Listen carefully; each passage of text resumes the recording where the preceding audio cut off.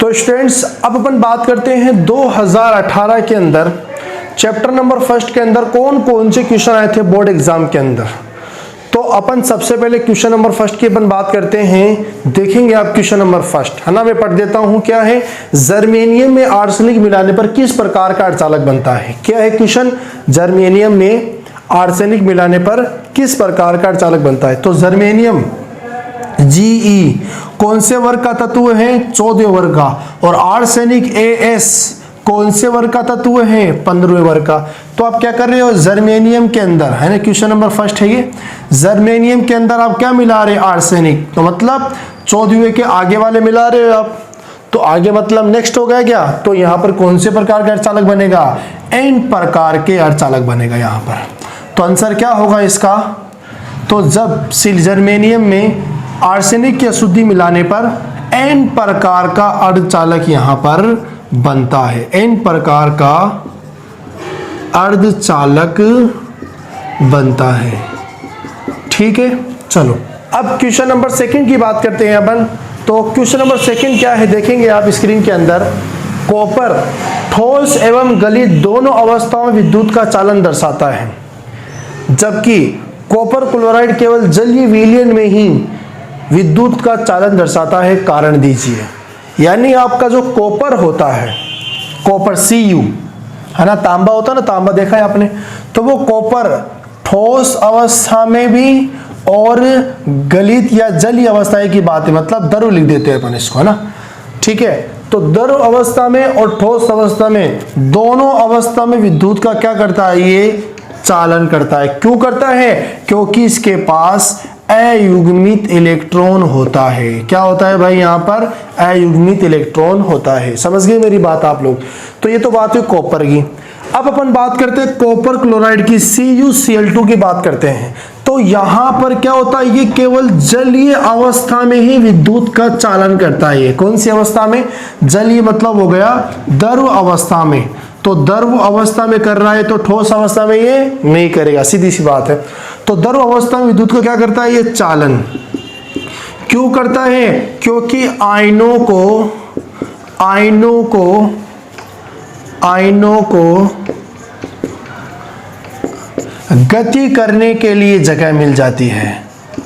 गति करने के लिए जगह मिल जाती है।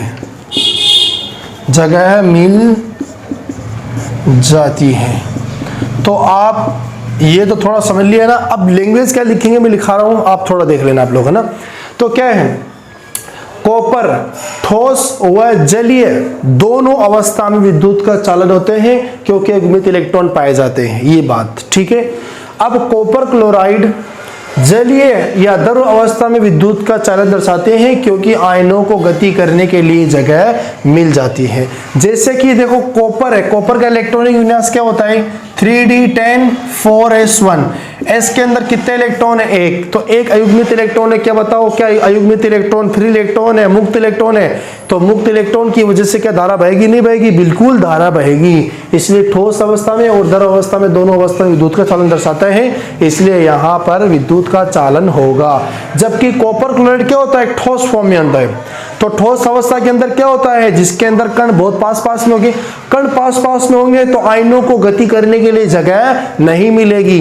जबकि पिघली हुई अवस्था में या जलीय अवस्था के अंदर आयनों को गति करने के लिए जगह मिल जाती है, इसलिए कॉपर क्लोराइड जलीय अवस्था में विद्युत का चालन दर्शाता है। जैसे आप एक एग्जांपल समझो। आप ये मैंने कोई कॉपर क्लोराइड बनाया है ना, ये कॉपर क्लोराइड की कण नहीं है। तो बहुत पास पर, जैसे यहाँ पर ये Cu+2 है, ये Cl है, ये Cu+2 है।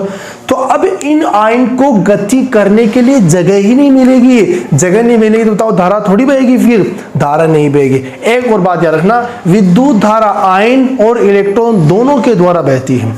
तो यहाँ पर आयन होते हैं, तो आयन अगर आगे गति करने के लिए जगह नहीं मिलेगी तो धारा प्रवाहित नहीं होगी। जबकि पिघली अवस्था में मतलब द्रव अवस्था के अंदर क्या हो जाएगा? कण थोड़े दूर दूर चले जाएंगे। थोड़े दूर दूर चले गए तो फिर यहाँ पर आयनों को गति करने के लिए जगह मिल जाएगी। ये इसका आंसर है। ठीक है, तो ये सेकंड वाला यहाँ पर क्लियर हो गया।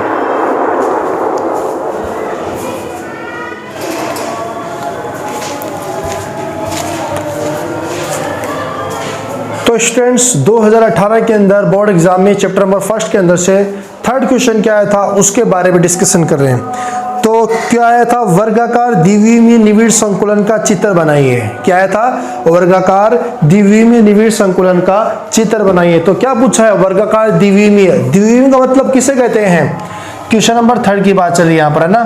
तो वर्गाकार द्विविमीय निविड़ संकुलन मतलब हो गया यहाँ पर जिसमें कणों की व्यवस्था दो अक्ष पर होती है या कणों की अरेंजमेंट, है ना, पुनरावृत्ति दो अक्ष पर होती है, उसको अपन क्या बोलते हैं, द्विविमीय वर्ग निविड़ संकुलन। तो ये तो अक्ष आ गया और ये वाई आ गया, तो ये द्विविमीय वर्ग निविड़ संकुलन हो गया।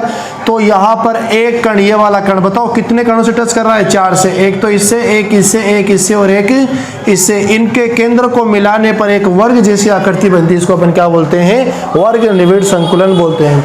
तो ये है वर्ग द्विविमीय निविड़ संकुलन का चित्र। ठीक है स्टूडेंट्स, चलो ये कंप्लीट होगा। 2018 में 3 क्वेश्चन आए थे। अब अपन नेक्स्ट मिलते हैं।